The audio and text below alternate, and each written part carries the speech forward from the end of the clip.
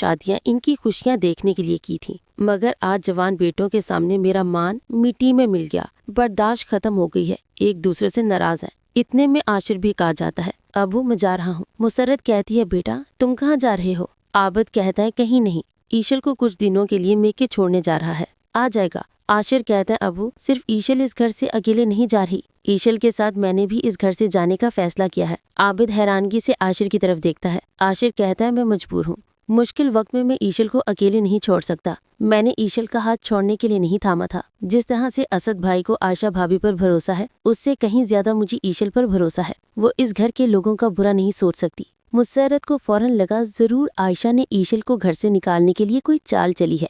मुसर्रत अंदर ही अंदर शर्मिंदा हो रही थी। असद का मुंह लटका हुआ था। आशिर अपने बाप के हाथों को चूमता है, अपना ख्याल रखिएगा अबू। आबिद की आंखों में आंसू थे। हामिद आशिर को इशारा करता है, ना जाओ। आबिद आशिर को और ईशल को रोको। आशिर की आंखों में आंसू थे। आशिर एक नजर असद की तरफ देखता है, जैसे कह रहा हो यही हम भाइयों का प्यार था। दूसरी तरफ वजाहत को बेचैनी सी हो रही थी। पता नहीं मेरा दिल क्यों बेचैन है, जरूर ईशल तकलीफ में है। जरीना कहती है, वजाहत हम सुबह ही चलेंगे, ईशल को अपने घर ले आएंगे। वजाहत कहता है, सुबह नहीं, हम अभी जाएंगे। वजाहत और जरीना ईशल को लेने के लिए घर से निकलते हैं। आशिर और ईशल बोझल कदमों के साथ घर से निकलने लगते हैं। वजाहत ईशल को देखता है, जिसकी आंखें आंसुओं से भरी पड़ी थीं। क्या हो रहा है यहाँ? रात की इस पहर तुम लोग कहाँ जा रहे हो? ईशल फौरन आंसुओं से भरी हुई आंखों के साथ अपने बाप के गले लग जाती है। वजाहत फौरन समझ जाता है, ये लोग तुम्हें घर से निकाल रहे थे, वो भी रात की इस पहर। ये तो शुक्र है कि हम वक्त पर आ गए, वरना तुम दोनों कहाँ जाते? मेरी बेटी के साथ यहाँ इतना जुल्म हो रहा है और मैं लाइल्म हूँ। वजाहत आबिद की तरफ देखता है, आप आबिद साहब, आपकी होते हुए मेरी बेटी घर छोड़ने पर मजबूर है, वो भी रात की इस वक्त। अगर आपकी बेटी होती और उसे भी रात की तारीकी में घर से निकाला जाता तो आपके दिल पर क्या गुजरती? जरीना कहती है, बस वजाहत, अब इन लोगों से बहस करने का कोई फायदा नहीं। हमारे पास अपनी बेटी को देने के लिए बहुत कुछ है। अब मेरी बेटी कभी इस घर में दोबारा कदम नहीं रखेगी। आबिद के पैरों के नीचे से जमीन निकल जाती है, जैसे लग रहा हो उसके 3 नहीं 2 बेटे रह गए हैं। आबिद के पाँव लड़खड़ा रहे थे। आबिद सर पकड़कर बैठ जाता है। असद कहता है, अब्बू आप आराम करें। असद अपने कमरे में सोच रहा था, अब्बू हम तीनों भाइयों से बहुत प्यार करते हैं, हम में से कोई एक ना हो तो बेचैन हो जाते हैं।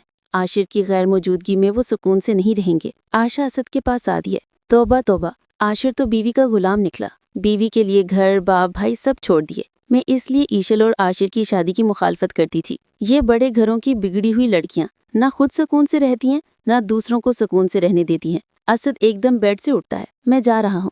आयशा कहती है, कहाँ असद? असद कहता है, आशिर को लेने के लिए। आयशा को एकदम झटका सा लगता है, आप कहीं नहीं जा रहे, रुकिए, बैठे यहाँ, पहले मेरी बात गौर से सुन ले। अभी आशिर को ईशल के अलावा कुछ नजर नहीं आ रहा, वो ईशल के बगैर कभी वापस नहीं आएगा, तो मजबूरन आपको ईशल को भी लाना होगा। क्या ईशल की मौजूदगी में आप मुतमईन रहेंगे? क्या आप चाहेंगे मेरी अब्बू की जान रिस्क में रहे, हर वक्त धड़का लदा रहे कि वो बदला लेने के लिए पहले से भी ज्यादा खतरनाक प्लान बना सकती है, जिससे हमारे होने वाले बच्चे की जान मुश्किल में आ जाएगी? ईशल कभी नहीं चाहेगी कि हमारी औलाद हो। जब से माँ बनने की खबर उसने सुनी है, वो अंदर ही अंदर मुझसे जेलस हो रही है। आगे आपकी मर्जी है। असद खामोश होकर बैठ जाता है। आशिर की वजह से मैं सबकी जिंदगियों पर रिस्क नहीं ले सकता। ईशल को मैं इस घर में बर्दाश्त नहीं कर सकता।